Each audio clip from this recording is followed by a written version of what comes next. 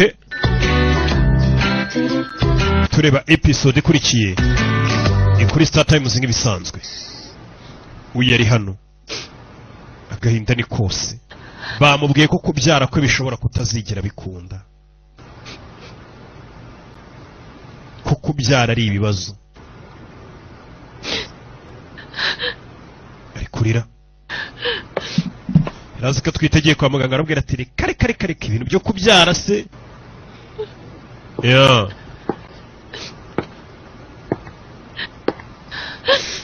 Yeah.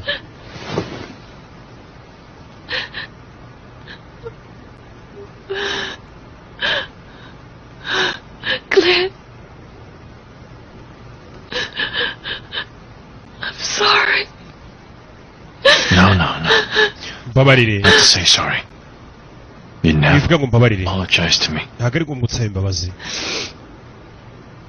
My love, There are many reasons why all of those problems happen to us. hari impamvu ibibazo byose byatubayeho. There is a perfect time for everything. Nizera ko ari igihe cya nyacyo cya buri kintu. The moment you came into my life, umwanya wazaga mu buzima bwanjye, I never thought this would happen to me. sinigeze ntekereza ko ibi bizambaho.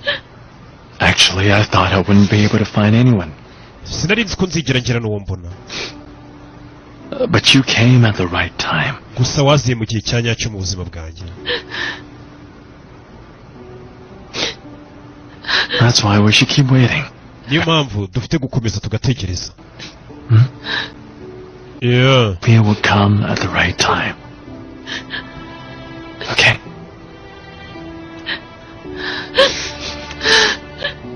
Katurore.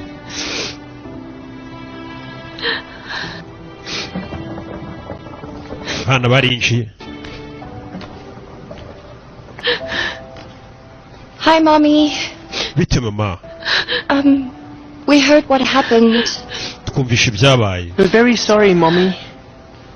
Mommy, Mami, we're here for you.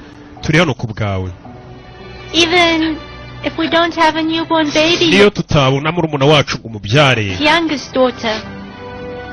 ariko ndacyari umukobwa muto wa papa ntaribi.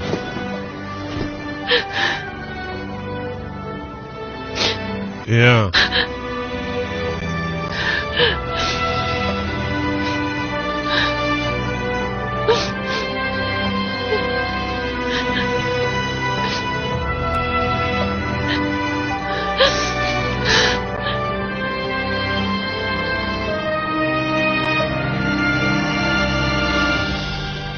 Yeah. In this day and age, we need to target our voters to digital platforms. Umva tugomba kwibanda no ku bantu bazadutora ariko baba ku mbuga nkoranyambaga. Uretse gato. Sir. Yego. There is something I have to ask. Hari ikintu nshaka kubabaza. Excuse us for a little while. Mwe muduhaye akanya gato. Let's discuss this later. Bino tuze kubiganiraho nyuma. Ingrid, excuse me. Ingrid buritse. Ciao. What's gotten into Glenn? Wigirene yabaye iki? Himself, I noticed that he looked unfocused. Nabonye asa nk'uworoshye ubabaye, ntago ari gutekereza kubyo turi kuvuga. What I'm about to tell you. Topic between PGA and Melody is very sensitive. Ikibazo cyabaye hagati ya Perezida na Melody kirakomeye. President and Melody experience. Perezida yari yatekereje ko Melody atwite ariko ntago atwite ngo biragoye. Excuse me. Kirabimenye n'umwanzi. Melody kumva ibyo kubyara byanamugoye. Babibwiye umwanzi. Peter? Peter. Hello? Jano. Norma? Madam First Lady. Madam First Lady. Oh, hey, Lorraine. Lorraine. Put this blindfold on. Kano kantu kambare ku maso. Hi. Oh my gosh, you asked too many questions. Kubera iki wimbaza ibibazo byinshi? Really? Lorraine? Lorraine. I don't have time for this. Ntabwo mfite igihe cy'imikino. Just try to be quiet. Mfite akazi wiceceka wivuga utugambo twinshi. Lorraine ntabwo ajya yibuka ko yari First Lady ngo ziba. Wivuga utugambo twinshi. Cyano tugende.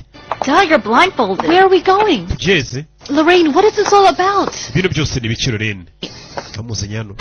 I really don't have time for this. I have a lot of... Ntagiye mfite ikintu mfite akazi ko gukora. Now then try to be quiet. Wiceceka tuza. We've been bamuzanye hano for too long. Stop. Stay. bamuzanye hano bo bamuzanye pasiteri de yasanze bamuteguriye agasiripurize. It was a surprise. Of course. iyi surprise ni iki? Make you feel better after what you've been. iyi surprise ufite hano duhari ku bwawe. Melody, Melody, what you feeling lately? uburyo umaze iminsi wimva tuzahaba ku bwawe. You want someone to talk to? Oh yeah? Yeah. To be there for Melody. All of you guys. Gosh, My so many of you goodness. here. Katurore. Melody, through thick and thin, we love you very much. Melody turagukunda cyane. Thank you so much. Murakoze. We love you, Melody. I love Yeah. you. We know that you're feeling sad about your situation, but that's not going to stop us from making you happy. Icyaba cyose nta kintu cyatubuza kugushimisha. When you came into our lives, you made us all so happy. Ubwo wazaga mu buzima bwacu twese twarishimye. We're going to do the same. Natwe nibyo dushaka kugukorera. We make mommy happy again. There's only one answer for that. And that's Dad. Ikindi kintu cyonyine cyatuma wishima ni papa. Read act and play about the Yeah. love between you and Dad. Tugiye gukina inkuru y'urukundo yawe na papa. Bebe, Come sit here, mommy. ngwino wicare. Agiye gukubakirira.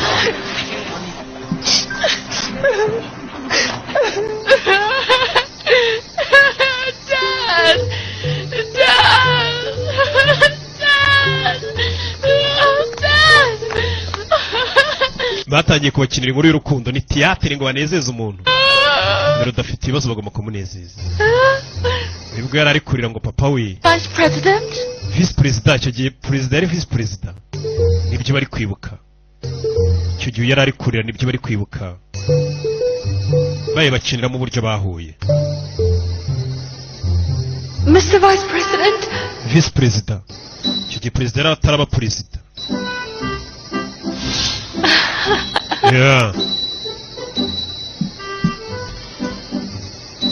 One word. A bird? Inyoni? Iki? Washing machine? Imashini imesa bari mu mikino. What is it? Ni igiki kivuga gutyo kashugujugu? Yeah. Helicopter? Bari kugerageza gukina imikino y'amafuti isekeje kugira ngo barebe ko banezeza. Melody. Do you wish to be Melody. my children's nanny? Waza ukajya kunderera abana. Kambere umukozi w'abana icyo gihe mu rugo baramubwiye ngo yego. Yeah. Uko yaje bagusubiza inyuma uko byagenze. Melody yari ari iwabo mu cyaro. Are you willing to Vice President icyo gihe yaje kumureba. be my children's nanny? Arabwira ati ese waza ukajya kumbera umukozi w'abana banjye ukajya ubitaho. Bari kubimwibutsa. Wait! Don't leave just... Yeah. Melody! Please!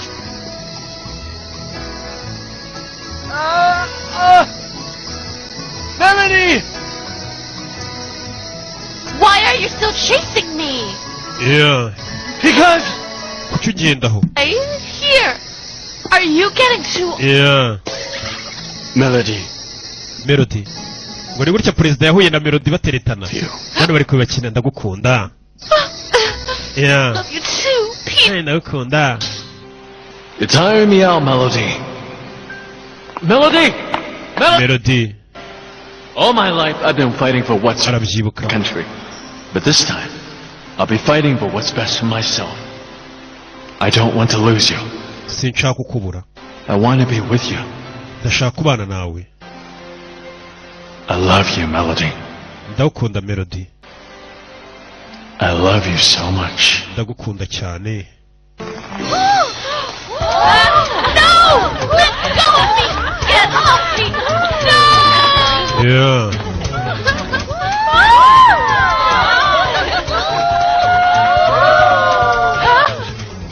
Melody, will you marry? Melody. Yes! Wambera umugore icyo gihe namupropoje byose bari kubakirira. Where are you guys taking me? Get off! Yeah. Let me go! Where are you taking me? Katurori. Why are you kidnapping me? Clint? Planned all this? Clint niwe wateguye ibintu byose. I have nothing to do with this kidnapping. Kiye nawe muri no gushimutwa kw'abana banjye. Naba babikoze. Final question. Tugiye kubaza ikibazo cya nyuma. I can answer that loud and clear. Byose nabisubiza. Marry me? Melody. Yes! Yeah. Kigeli nibwo yamuporopozaga.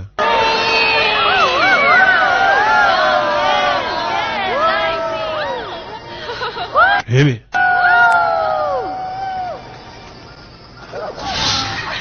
Yeah.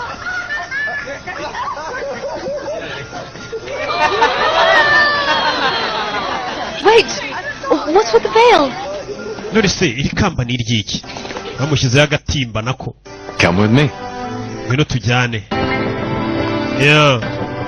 Bari kwibuka icyo gihe uko byari bimeze bakongera bakamwibutsa urugendo rw'urukundo rwe na perezida kugira ngo arekere kwiheba ko basanze byarakwe bigoranye.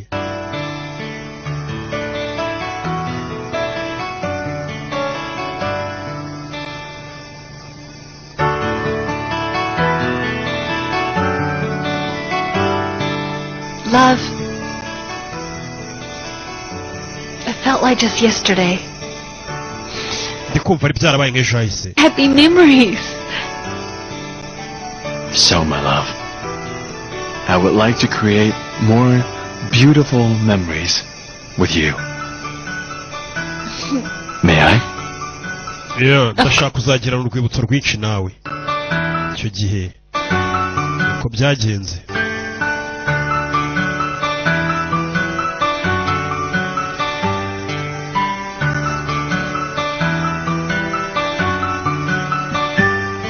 Yeah.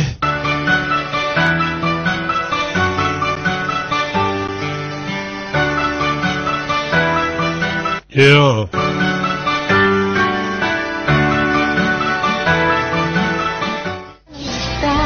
Katururi. Kuri Star Time musinga ibisanzwe.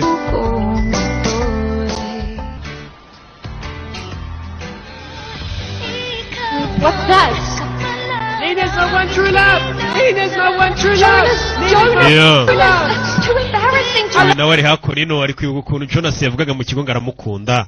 Ndabwira ngo uri kunsebya n'abana biga segonderi nabo bari mu rukundo. Yewe izi mikino sinigeze nzikina. Umuntu agiye utumye umwana kwiga ngo agiye gushaka yosheri. Nina! Oh my God, Jonas! Oh my gosh, Nina! Yeah. Even when you're daydreaming, Jonas is still all that you ever think Nina about. is in love! Yakurino Nina. Nina ari mu rukundo bari kumuserereza ngo Nina ari mu rukundo. You got me now. It's early in the morning and you have the time to tease me like that? Well, like you said, Yakurino. Nina, we have Nina. this first thing in the morning. Tugomba kubanza twitoza mu gitondo. Performance at the celebration. Tugomba kwitoza kugira ngo tuzaserebure ejo bazabizihiza isabukuru Oh, shit. y'igihe papa na mama bakoze ubukwe. I forgot about Nari that. nabyibagiwe. It's okay, Nina. Bimeze sawa Nina. Know now that you and Jonas are still together We na Jonas cy'ingenzi namwe muracyari kumwe. by the school elections. Nubwo amatora yo kwishuri kubashyiraho igitutu. Yes, we are. I mean, Urebe. I think we can handle ourselves. Tutu. Yes, we are. I mean, Urebe. I think we can handle ourselves, regardless of pressures and the competition Umva turaza kwiyitaho tutitaye ku gitutu turi gushyirwaho n'ibihe by'amatora. or a secure relationship. Ndetse umubano wacu turaza kuwusigasira. It's like mommy and daddy, right? Neza neza namwe mumeze nka mama na papa uburyo mukundanamo. But look at them now. Banyuranye muri byinshi. Anniversary. Ariko n'ubwa mbere ni umwaka wabo wa mbere bagiye kwizihiza. And many Bamaze bakundana. happy years together. Of course, including all of us. Yes, of course. Yeah. But as Abana bari kuganira. mommy and daddy, we will always be there for them. Yes, Yes, That's right. You bet. So, are you guys ready to practice? what about you, Nina? Are you Yeah. dreaming about Jonas? Yeah. Get back here. What are you doing? Atururi.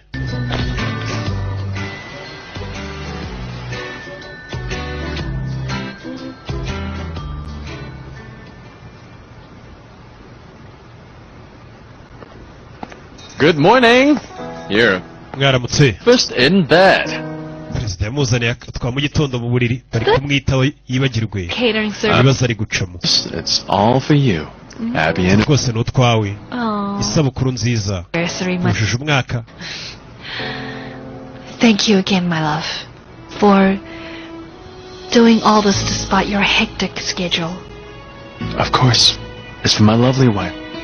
No matter how hectic my schedule is, I will always make time to be with you. uko naba mfite akazi kose iteka nzajya gushakira umwanya. I think I really need a checkup. Why? Because my heart can't stop pounding kubera ko for you. umutima wanjye iteka iyo kubonye uratera cyane. Baby, What, love? Was it too corny? none se ibintu mubwiye birakubabaje? Because I'm wholeheartedly concerned about you. umutima wanjye wose uri kugutekerezaho. That's what I want to see from you. Always smiling because it's our anniversary today. Especially later this evening, it's our anniversary party. Happy anniversary. isabukuru nziza bujuje umwaka umwe bakundana. My love. Is it? Okay. Which Yeah. to try first? Okay. This one looks You should good. try this one.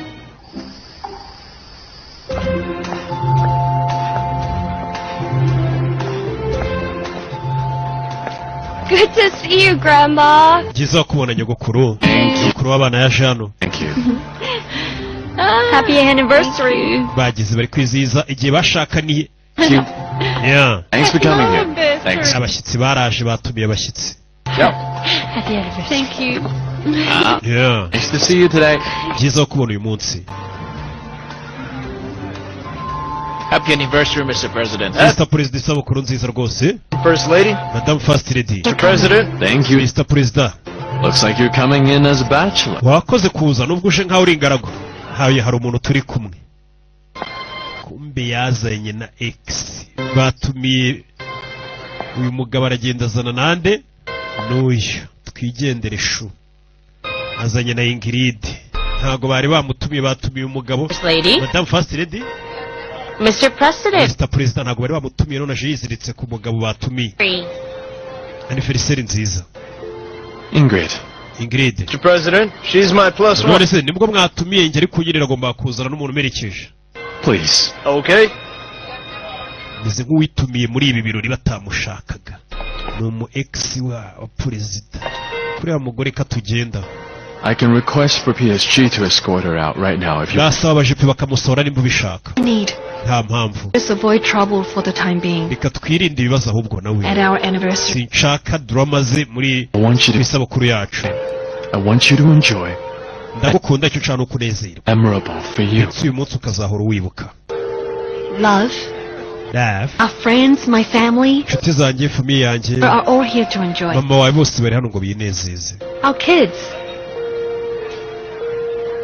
I'm sure there's nothing else that can ruin our anniversary today. Are you sure? ndakeka uyu munsi nta kintu cyakwangiza isabukuru yacu. The anniversary. Happy anniversary. Yeah. Mm-mm.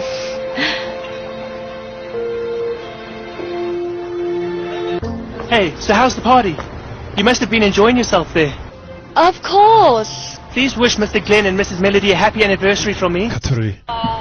umva ubanyifuriza isabukuru nziza perezida na Melody. Nice to hear that from you. Our relationship might be the same way.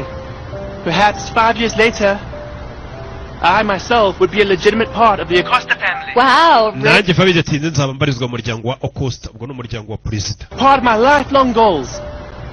That someday I can make you umunsi Mrs. umwe nzakugira Madame Acosta.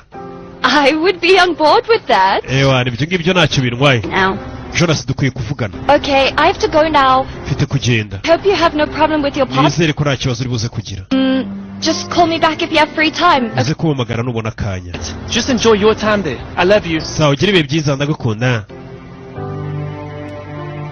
I love you too. nanjye ndagukunda. ye abana biga segonderi. ababyeyi menya mutagikubita inzererezi. I have a problem, Jonas. I had meetings with different heads of clubs and societies. I found out that they're all supporting Nina. Umva nasanze abantu bose bari kudushyigikira bashyigikiye Nina. Action. bivuze ngo nta mahirwe dufite yo gutsinda. Hey, no matter whether harabura iminsi mike. or not, it's their. batora Nina batamutora. If Nina wins the election, Nina natsinda I'm amatora. happy for her. njye nzanezezwa nawe. She'll do the same for me. kandi nanjye nsinze amatora nawe yakwishima.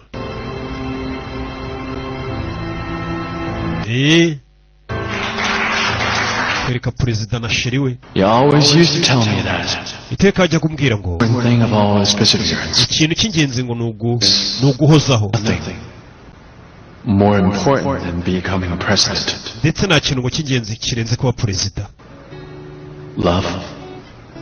The moment you came into my life, gusa umunsi wazaga mu buzima bwanjye uburyo wanyigaruriye n'urukundo nkunda more than making up for the wants I desire all throughout my life, birenze ibyo nahoze nifuza mu buzima bwanjye. cannot be a president for the rest of my life. Ntago nzakubera perezida ubuzima bwanjye bwose, ariko ndagusezeranya ko That I'll be the best partner and husband. nzakubera umwunganizi, nkakubera umugabo mwiza iteka.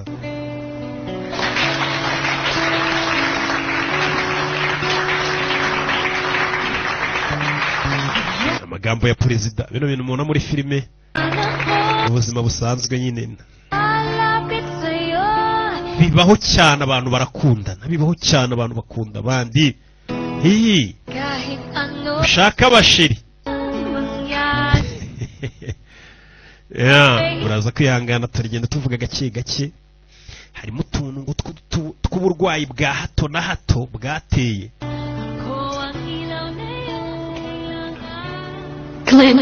Glenn, I know there'll be more problems to come in our lives. And I know there's some things that I can't always give you. ndabizi ko ari ikintu ntazigera mbasha kuguhiteka, But from the bottom of my heart, ariko mbikuye ku mutima wanjye, I promise you, in the midst of all our challenges, mu bibazo byose tuzacamo, I will never give up on you. sinzigera ngukuraho amaboko. I promise you. Glenn, I love you so much. Ndagukunda cyane. Yeah.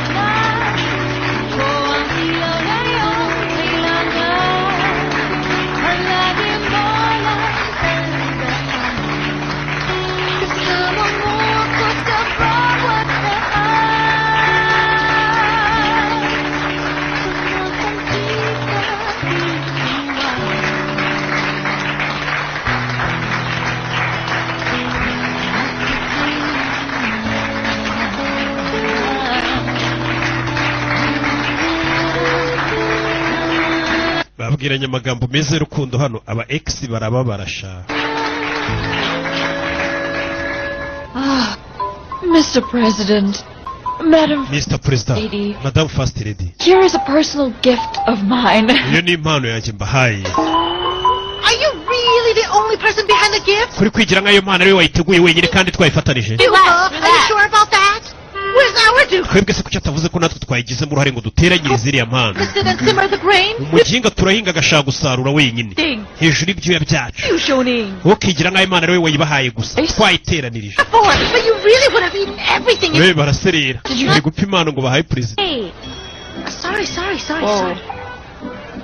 PGA, Madam Melody. Madam Melody, But we believe the most important is, twizera ko ikintu cy'ingenzi, and that came straight from our heart. iyo ni impano tubahaye tuvuye ku mutima. Happy niba abakozi. Thank you. Thank you. Murakoze. Are you serious? Yeah. Hey, Madam First Lady. Turore. Cover that up. I can do it myself. There. Over here. Melody, Glenn, Mom. happy anniversary. I'm wishing for many, many more years to come. Turawifuriza So Glenn, n'indi myaka myiza igiye kuza. for loving my eldest daughter.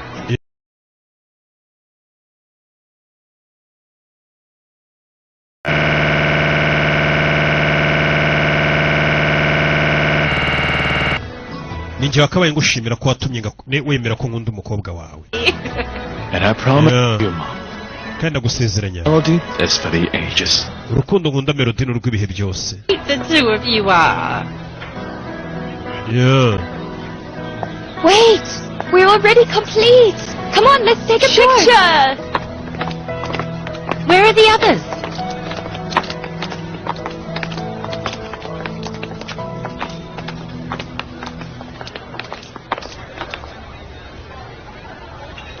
baje kwifotoza. Wait a second! Wait a second! Hey! Wait! Hey! Nicole! Nicole. We can't see Nicole! Nicole ntabwo twari turi kubona. Nicole bari bamukingirije. All set! 1, 2, 3! Yeah. 1, 2, 3, Melody! Katurori.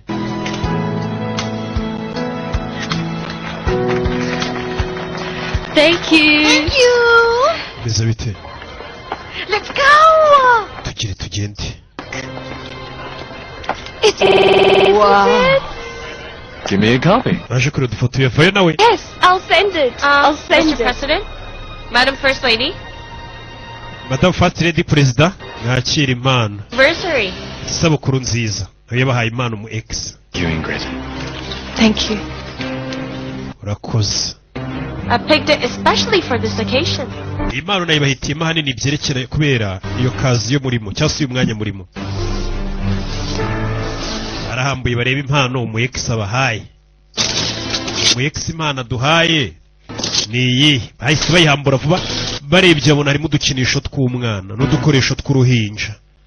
Ni nko kubacyurira. Izo ni impano nguhaye uzaha akantu twite felicitation namenye ko twite. Umva kubacyurira ni nko kumucyurira katabyara. Amuhaye impano ngo z'umwana twite. Abikoza bizi kugira ngo amubabaze amwibutse katabyara. Ingrid, this is so... Ingrid, bino bintu ukoze ni bibi.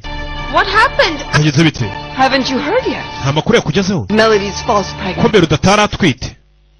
No! Oya. Of course not! Mbore nabyo narinzi piyo disi. Umva kwigira umwana mwiza.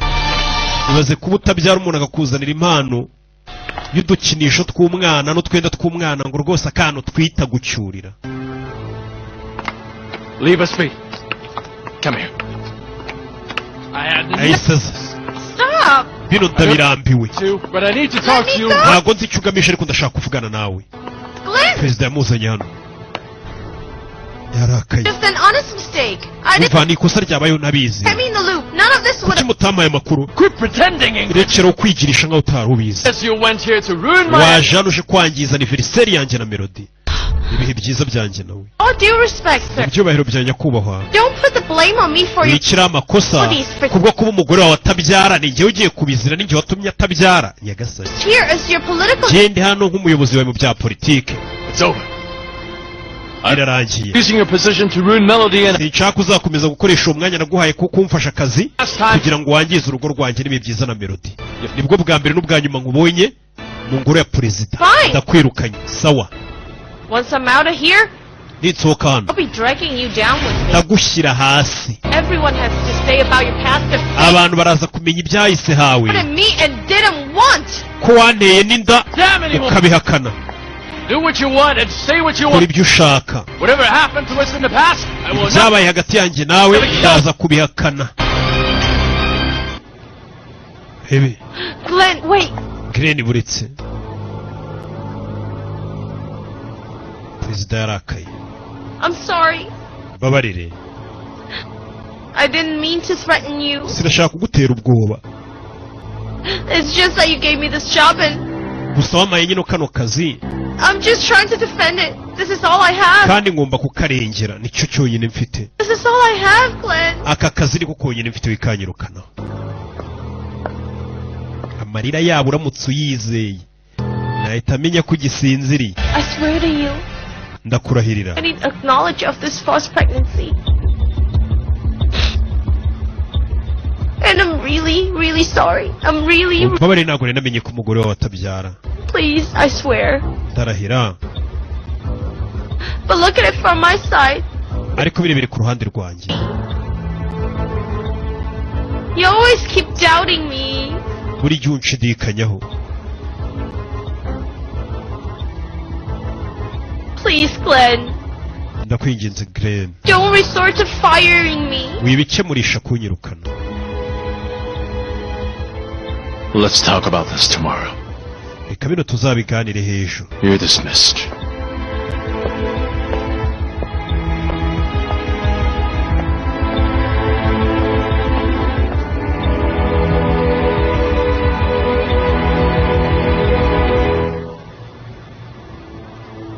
Yeah.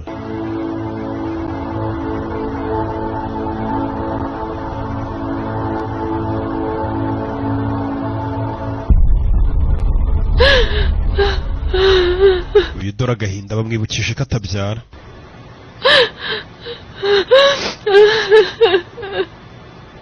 I can't believe her. She's such a witch. Ntabwo nakwizera ko uriya mugore yabikora n'umuruzikazi. Trying to rub it in you that you can't have children with PGA? Quit talking already. You're not helping.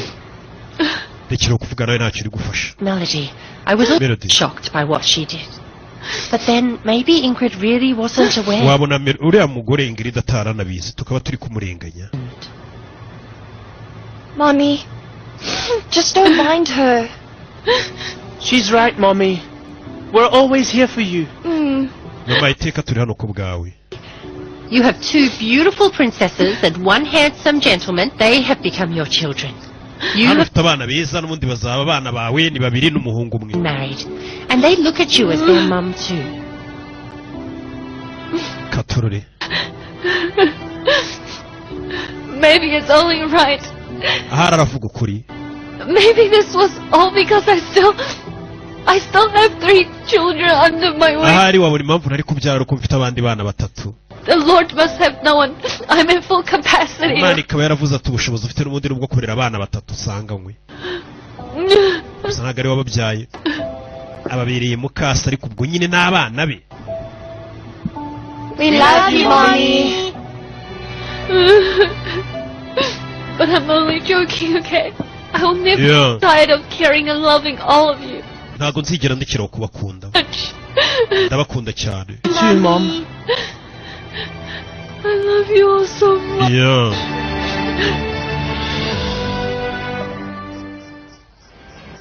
I hope you and Ingrid reached an understanding. We na Ingrid I didn't have an issue. bumvikanye ndakeka. And I think she's doing a good job being a political director and Akazi ka political director agakora neza pe.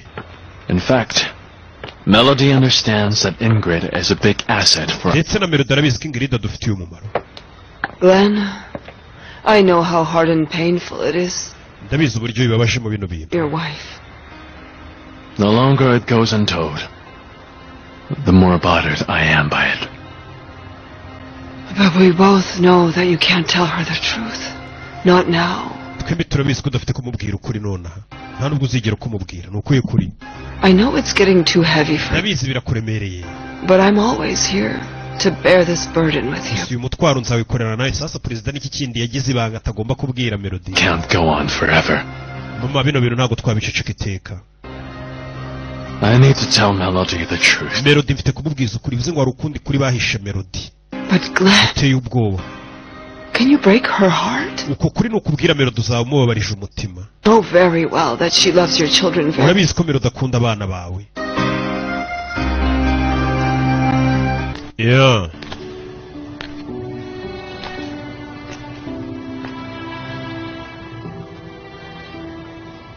My love, My love. how are you? Meze ute? Maybe what really happened was an honest mistake. Ahari byabaye ntabwo byari byo. Cyangwa se ibyo Ingrid yakoze ntabwo ari uko yarayobewe ukuri. Well, maybe I was wrong for getting angry at her quickly. Wabona hari nanjye nayirose mu kurakara. Maybe she really didn't know. Wabona arataranaza ukuri kutabyara. That Mom and the kids were there. They really helped ease things down afterwards.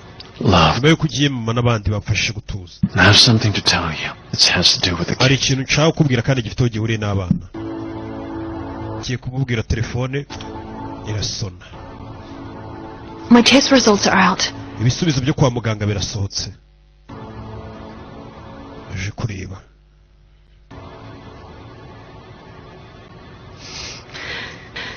I'm ready for whatever they have to say, Glenn. Icyo bambwira cyose kwa muganga ndaza kucyakira. Whatever the results may be.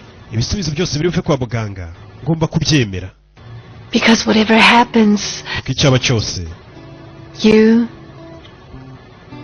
My mama. wowe mama. Kids are here. Abana muri hano.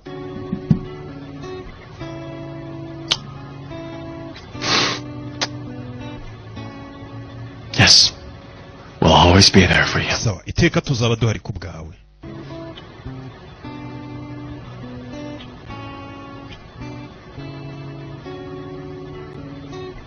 Happy anniversary. Yeah. Sabukuru nziza yamugeneye impano. That's beautiful. Katururi. This came from Maldipiano Ponte. The jewelers told me Abantu bacuruza udukufi bambwiye. to only give this to the one person I'd want to spend the rest of my life with. Aka kantu nzagaho umuntu nifuza kumarana ubuzima bwanjye nawe bwose. Happy anniversary. Thank you. Yeah. Happy anniversary.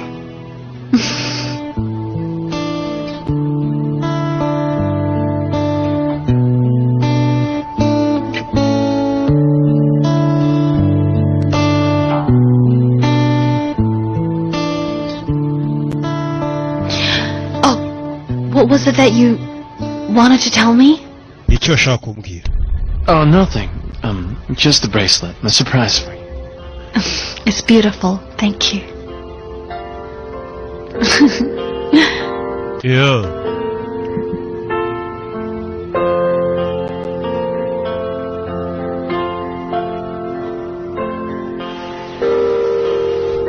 Sir, just a quick refresher. After your meeting with the ambassadors, we go straight to Dumagete for the inauguration of a new fish port, which is in... Bashaka kuri no president watangira kumubwira ari buze kujya. Sir? Byerekeranye n'ubufatanye igihugu cy'Ubuyapani. Just need to accompany Melody for her checkup with the doctor. Arabizi mfite guherekeza Melody kwa muganga uyu munsi. Byaba byose. I'll fix your schedule. Yes, please. Sawa, gahunda yawe ndaza kuyitaho yindi. Thank you.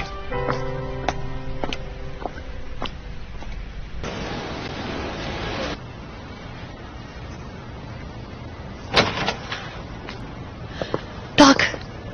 Madam First Lady. Madam First Lady. Mizute yaje gufata ibisubizo byo kwa muganga. Here's Mr. President. Mr. President. Has an important meeting right now. Afite inama yihutirwa muri kano kanya iri kuba. Oh, okay. Have a seat. Sawa, icara nkubwire. How are the results, Doc? Ibisubizo biravuga iki?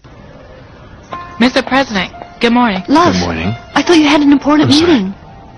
This is more important. Nari nzi ko ufite inama y'ingenzi, ibi nabyo ni ingenzi. Sit down. Icara. Doc, how are the results? Mr. President, Madam First Lady, I'm really sorry to say that the test results have confirmed that you have PCOS, Twasanze ufite PCOS. ovarian syndrome. But, Doctor, Vuga. does that mean I can't have children? Iyo ndwara ndwaye mbwiye mfite vuga ko nabyara. And you can't get pregnant. Kuba ufite PCOS ntabwo bivuze ko utabyara. Common cause of infertility is Gusa ni imwe mu mpamvu ishobora gutuma umuntu atabyara. women have Abagore 70% bafite PCOS fertility. bakunze kuba ingumba.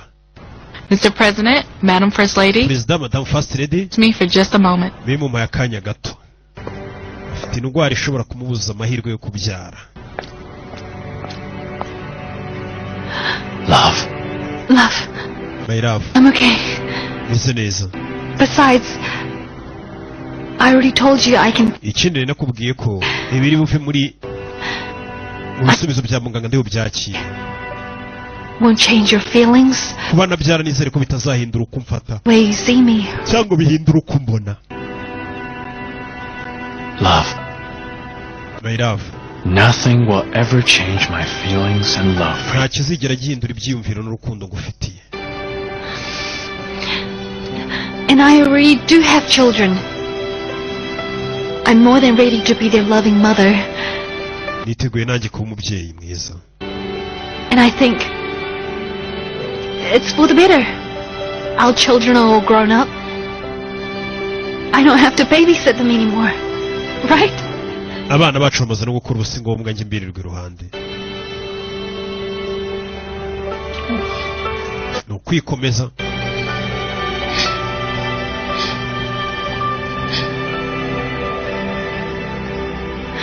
I'm sorry, Clint. Babarire Clint. It's okay. sorry.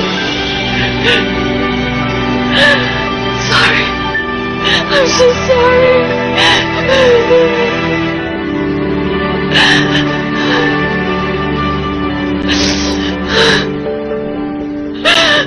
And that's why you should vote for me as the vice chair of... umva niyo mpamvu mugomba kuntora nk'uwinjiri nka duwayene mu kigo ari kwitoza ukuntu ari buze kuvuga ijambo ewana ndaza kwiyamamaza mbabwire ko ari njye duwayene w'ibihe byose. Oh, it's all right, Mommy. It's fine. meze neza mama. Hey.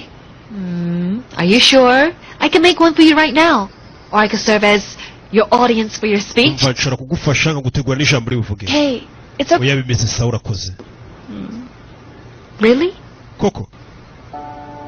But, Mommy, I really... gusa nanone ndagushimira ko wari ugerageje kumfasha. You're really, really sweet. uri umuntu mwiza. I think it's best for you to rest, okay? ndetse ni byiza kuri we kuruhuka. Okay. Okay. But if you ever need an audience, nugira here. gukenera abantu baza kukureba. Okay. uzampamagare. Okay. Good luck with your speech. Thank you, Mommy. Yeah. Okay.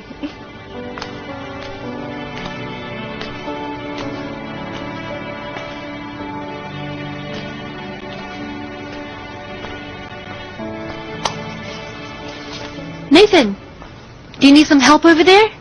Oh, mukeneye ubufasha. I'll take care of them, so I'll know where to put them back. Yeah. I can make some snacks for you instead. Do you want? Mommy, it's fine. What you need to do is rest, okay? Come on, I'll make some snacks for you. ndaza gutegura udusnacks urye. And then for you. urabizi ngo ndagutegurira. Please. Alright, Mommy, as long as you get rest right after, okay? Is that Yeah. Alright, understand? Fine. Alright. I'll make you one now. mwana mama ari kwita ku bana be. Okay. cyari.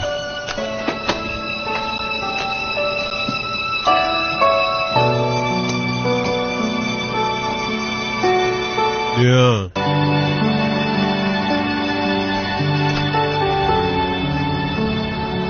And they lived happily ever. yaje gusomera igitabo ari kwita ku bana nimba bashe kuba bishimye. Oh, aren't you bored of this book yet? This is the 100th time we've read this already. Mommy, even if I start reading other books, this one always manages to still be my favorite. And isn't this one also your favorite? This is what Dad picked up back in Maldiviano Ponte, right? Honestly, your love story with Daddy seems like a fairy... mama umugani cyangwa se inkuru yawe y'urukundo ya papa imeze neza neza nka bya bintu by'imigani tubona mu mafilime no mu bitabo. think I'll eventually... tekereza ko my Prince Charles... nanjye nzigera mbona umukunzi uza kankunda kakana kabana n'ubumuga That's all cyane. time, okay? Don't rush it.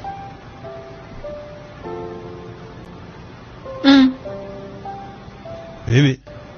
It probably won't happen anyway. Why not? bishobora kutaba kubera iki? Because kubera ko I'm like this. kubera ko meze gutya umwana wamugaye.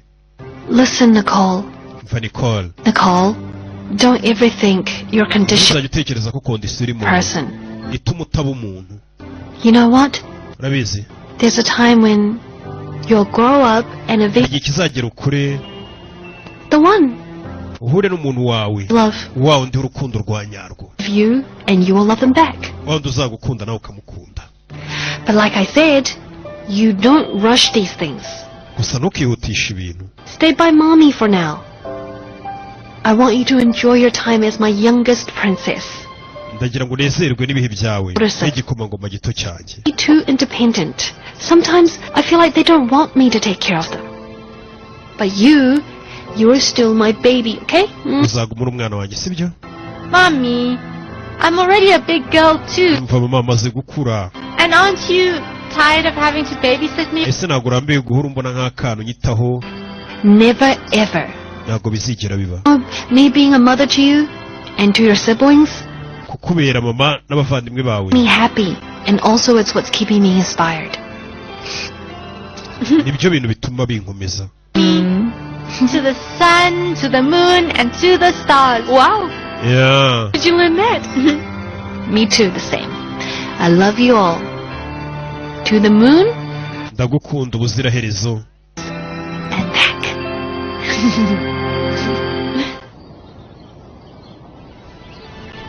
Melody, I know that a time will eventually come when you can finally bear children. ndabizi igihe kizagera ubyara umwuzukuru wanjye. And keep on praying. Wowe ukomeze usenge gusa yaje kureba mama we. No. Urabizi. So I had a hard time conceiving after my miscarriage. Inda yanjye kimara kuvamo nanjye kongera gusama byarangoye. Mama's right. Mama aravuga ukuri. Until now, kugeza uyu munsi, Spirit and I are still hopeful for having an... Njye n'umugabo wanjye turakizera